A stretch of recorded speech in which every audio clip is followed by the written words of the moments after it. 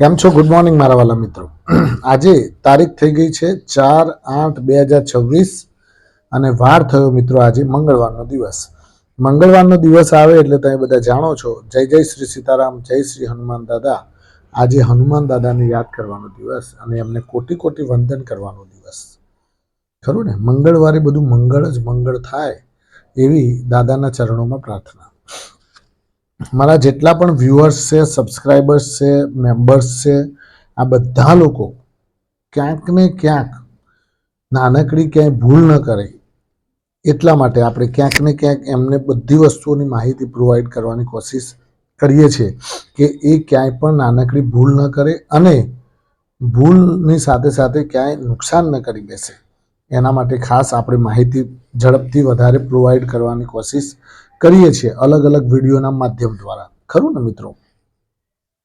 બીજું કે ગઈકાલે આપણે જોયું કે બજારમાં કેવી મુવમેન્ટ હતી, એના ઉપર થોડી ચર્ચા કરી લઈએ. આજે શું હવે આજે બજાર કેવું રહેશે એના ઉપર ચર્ચા કરીશું. હવે બજાર 25,000 નિફ્ટી ઝડપથી આવી જશે એવું લાગી રહ્યું છે તમને, એના ઉપર ચર્ચા કરીશું. અને કયા સ્ટોક્સ એને 25,000 તરફ લઈ જવામાં મદદરૂપ થશે એ પણ થોડું માહિતી આપણે ભેગી કરીશું મિત્રો. અને કયા બે સેક્ટર લાંબા ગાળા માટે અત્યારે ખૂબ જ ઝૂમમાં ચાલી રહ્યા છે એના ઉપર પણ થોડી ફોકસ કરીશું મિત્રો. ખરું ને?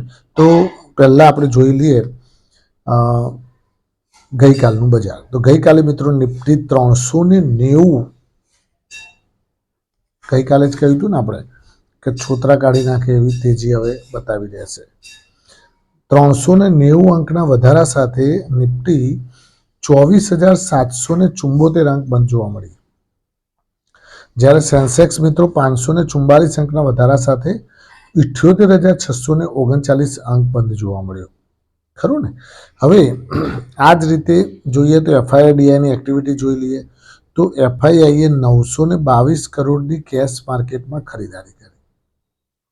સાથે સાથે ડીઆઈઆઈએ પણ 1,571 કરોડની કેશ માર્કેટમાં ખરીદારી કરી. ખરું ને? એટલે બંને જણા સાથે કદમથી કદમ મિલાવીને ચાલી રહ્યા છે. હવે વાત કરીએ વધનારા શેરો ઘટનારા શેરોની મિત્રો. તો વધનારા શેરોમાં અર્બન કંપની 13% તેજી પહેલા નંબરે હતો, ધબાધબ તેજી ચાલતી હતી. બીજા સ્ટોકની વાત કરું તો બલરામપુર ચીની જે સુગર સેક્ટર અને સાથે સાથે ઇથેનોલ સેક્ટર 10.3%ની તેજી. પાઇન લેબ્સ 9.5%ની તેજી. એજિસ લોજિસ્ટિક 8.4%ની તેજી. રેડિંગ્ટન 8.2%ની તેજી. એલટીએમ લાર્સન એન્ડ ટુબ્રો માઇન્ટ્રી 7.5%ની તેજી. એફએસએલ ફર્સ્ટ સોર્સ સોલ્યુશન્સ 7.4%ની તેજી. હવે મિત્રો ઘટનારા શેરો ઉપર ફટાફટ નજર નાખીએ તો જી એન્ટરટેનમેન્ટ 14.3% તૂટ્યો. મુથુટ ફાઇનાન્સ ગઈકાલે તૂટ્યો, 7.3% નીકળી ગયો. બ્લુઝેટ હેલ્થકેર એ પણ 5.9% નીકળી ગયો. લેટેન્ટ વ્યૂ એ પણ 5.8% નીકળી ગયો. નારાયણા હૃદયલા એ પણ 5.4% નીકળી ગયો. સીજી પાવર એ પણ 4.3% નીકળી ગયો. થર્મેક્સ એ પણ 4.3% નીકળી ગયો. આ વાત થઈ ગઈ ગઈકાલના બજારની. હવે આજનો આપણો ટોપિક છે મિત્રો, શું નિફ્ટી 25,000 ઝડપથી આવશે?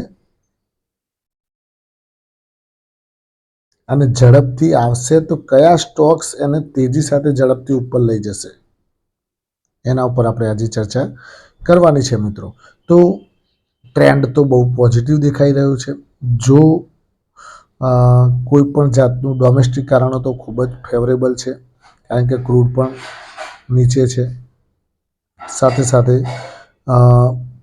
અલગ અલગ કંપનીઓના રિઝલ્ટ પણ સારા એવા ફેવરેબલ આવી રહ્યા છે, જેથી કરીને બજારમાં રોનક જામતી જાય છે અને ધીમે ધીમે અપસાઇડ તરફ દોડવાની કોશિશ કરી રહ્યું છે. તો મિત્રો અને ટ્રમ્પભાઈ પણ કહે છે કે એક મોકો હજુ ઈરાનને હું આપવા માંગુ છું. ટ્રમ્પભાઈ શું કહે છે? હજુ એક મોકો હું ઈરાનને હજુ આપવા માંગુ છું. જો ઈરાન હજુ સુધરી જાય કે માની જાય તો ઠીક છે, અમે 100% એને નહીં માને તો મનાવવાની કોશિશ કરીશું, પણ પાર તો પાડીશું. ખરું ને? એટલે આ એક ધ્યાનમાં રાખવા જેવી વસ્તુ છે. હવે મિત્રો, 2-3 કંપનીઓના રિઝલ્ટ વિશે હું તમને વાત કરું તો ડીએલએફનું એક રિઝલ્ટ આવ્યું છે. ડિસએપોઇન્ટમેન્ટ છે મિત્રો રિઝલ્ટમાં. રિઝલ્ટ થોડું કંડમ આવેલું છે. એબિટા તમે જુઓ ડાઉનવર્ડ ડાયરેક્શનમાં કામકાજ કરતા. એબિટા માર્જિન 13%થી ઘટી 11% થઈ ગયું. પ્રોફિટમાં નોમિનલ જમ્પ, પણ રેવન્યુમાં એમાં બધામાં ઘટાડો જોવા મળી રહ્યો છે. એટલે ક્યાંક ને ક્યાંક ડીએલએફ એસ્ટિમેટથી નીચે રિઝલ્ટ આપ્યું છે. તો ક્યાંક ગેપ ડાઉન ખુલી અને ક્યાં એવું તે વર્કઆઉટ કરે છે એના ઉપર આધારિત રહેશે મિત્રો. બીજું, GE shipping, great eastern shipping કંપનીનું રિઝલ્ટ આવ્યું છે. જીઈ શિપિંગ જોરદાર રિઝલ્ટ આપેલું છે મિત્રો. આજે એનો સ્ટોક સીધો ગેપઅપ સાથે ખુલે તો નવાઈ ન પામતા, કારણ કે રેવન્યુમાં જમ્પ, પ્રોફિટની અંદર તો મિત્રો 505 કરોડ જે પ્રોફિટ કર્યો તો ગયા વખત, એની સામે 1309 કરોડનો પ્રોફિટ છોતરા કાઢી નાખ્યા. 643 કરોડનો જે એબિટા હતું એ વધીને 1338 કરોડ થઈ ગયું એબિટા. એબિટા માર્જિન તમે જુઓ 53%થી વધીને 66% થઈ ગયું. માર્જિનમાં પણ જમ્પ. એટલે બધા ફેક્ટર વાઇઝ આનું રિઝલ્ટ ખૂબ જ સારું આવેલું છે જીઈ શિપિંગનું. ખરું ને? એટલે એ સ્ટોક ઉપર તમે ફોકસ કરી શકો છો. બીજું મિત્રો કે ઈવી સ્ટોક્સ અને બે જે સેક્ટર્સ હું તમને કહું છું કે જે અત્યારે હાલ લાંબા ગાળા માટે ખૂબ જ તેજીથી આગળ વધી રહ્યા છે. એ બે સેક્ટરના નામ છે ઈવી સ્ટોક્સ, ઈવી સેક્ટર, અને બીજું ethanol sector, biofuel sector. Ethanol અને ઈવી આ બંને સેક્ટર અત્યારે હાલ ફૂલ ફ્લેજ તેજી સાથે કામકાજ કરી રહ્યા છે. ખરું ને? તો આ બંનેના સ્ટોક્સમાં હું વાત કરું તો ઇથેનોલની અંદર તો તે બધા જાણો છો. આજે જ ગઈકાલે જ મિત્રો બલરામપુર ચીનીએ 10%ની તેજી ધબકારી, 52 વીક હાઈ ઉપર પહોંચી ગયો. એ જ પ્રમાણે અવધ સુગર ગણો, દાલમિયા ભારત સુગર ગણો, પછી બન્નારી અમન સુગર ગણો, કે પછી પોની ઇરોડ ગણો. આ બધી કંપનીઓ જે સુગર કંપનીઓ છે અને એ ઇથેનોલનું પ્રોડક્શન કરે છે, રેણુકા સુગર્સથી માંડીને બધી જ.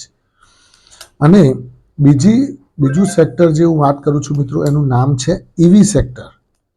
ઈવી સેક્ટરમાં તમે બધા જાણો છો, એક તો એથર એનર્જી, પછી બધા જ ઓટો એન્સિલરી સ્ટોક્સની અંદર સારા સ્ટોક્સ જે તમે વાત કરું તો લ્યુમેક્સ ઓટો, લ્યુમેક્સ ઇન્ડસ્ટ્રીઝ, ફીએમ ઇન્ડસ્ટ્રીઝ, મિન્ડા કોર્પોરેશન, સોના BLW, forging, Gabriel, Exide industries, Amaron એટલે કે અમર રાજા ઇન્ડસ્ટ્રીઝ. આ બધા જ જે ઈવીને લગતા, યુનોમિન્ડા જે લોક આવે ને એ લોક પણ બનાવે છે યુનોમિન્ડા. ગેબ્રિયલનું કામ શું છે? જમ્પર બનાવવાનું. ખરું ને? એટલે ક્યાંક ને ક્યાંક આ બધા સ્ટોક્સ પણ અત્યારે, મિન્ડા કોર્પોરેશન પર મેં તમને કહ્યું તો હમણાં વચ્ચે પણ કાલે પણ તેજીમાં ચાલતો હતો. ખરું ને? એટલે ધ્યાન રાખવા જેવું બધું છે આમાં. ઈવી અને ઇથેનોલ લોંગ ટર્મ પ્રોસ્પેક્ટસ માટે અત્યારે જે પ્રમાણે સરકાર એની તરફ ઝૂકેલી છે એ પ્રમાણે આ સ્ટોક્સ પણ વર્તણૂક બતાવી રહ્યા છે. હવે એક બીજી કંપની માટે બેડ ન્યૂઝ આવેલા છે, એ પણ તમને સાથે જણાવી દઉં. ડાબર ઇન્ડિયા માટે થોડા બેડ ન્યૂઝ છે કે ફૂડ ડિપાર્ટમેન્ટ તરફથી એમને પૂછપરછ કરવામાં આવી છે કે ભાઈ તમારી 100% પ્યોર પ્રોડક્ટ છે નહીં. તમે ક્યાં કરો છો બધું કે 100% પ્યોર, 100% પ્યોર, પણ 100% નથી. અમારે આને ચેક કરવી પડશે અને આનો રિપોર્ટ 15 દિવસમાં તમારે જમા કરવો પડશે. એટલે FSSAI આ એક ડિવિઝન છે જે ફૂડ એન્ડ સેફ્ટી વાળું. એ ફૂડ એન્ડ સેફ્ટી વાળું જે ડિવિઝન તરફથી અમને આઘાત કરવામાં આવેલા છે કે તમે મહેરબાની કરી તમારી પ્રોડક્ટને 100% જે કહો છો એ પ્રૂફ કરીને બતાવો. ખરું ને મિત્રો? એટલે એના ઉપર થોડું ડાબર ઉપર પણ આજે ફૂડ પ્રોડક્ટ્સ ઉપર એલિગેશન્સ આવેલું છે. તો હવે કેવી રીતે વર્કનું બતાવે છે એના ઉપર આધાર છે. Thank you very much. ખૂબ ખૂબ આભાર. આજનો દિવસ તમારા માટે શુભ રહે, લાભદાયી રહે, ફળદાયી રહે. એવું માય પ્રોફિટ પોઈન્ટ ચેનલ વતી આપ સૌનું શુભ.